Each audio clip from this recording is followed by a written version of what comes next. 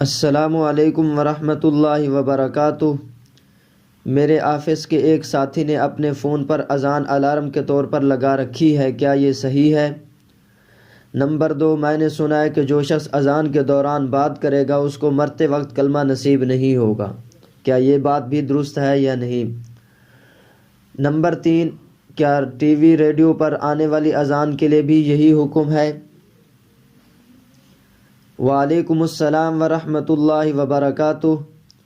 جناب محترم، یہ بات واضح رہے کہ اذان شعائر اللہ میں سے ہے اور شعائر اللہ کی تعظیم ہر حال میں لازم و ضروری ہے، اور فون میں الارم یا گھنٹی کے طور پر اذان استعمال کرنا اذان کی عظمت کے منافی اور توہین کے زمرے میں آتا ہے، لہٰذا اس سے اجتناب ضروری ہے۔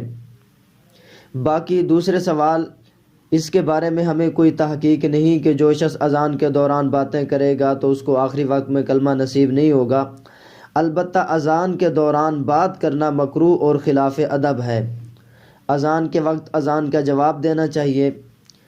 تیسرے سوال کا جواب یہ ہے کہ ٹی وی یا ریڈیو پر نشر ہونے والی اذان حقیقت میں اذان نہیں ہے، بلکہ پہلے سے دی گئی اذان کی آواز ہے، لہٰذا اس کا وہ حکم نہیں جو اصل اذان کا ہے جو نماز کے لیے دی جاتی ہے۔ واللہ تعالی اعلم بالصواب۔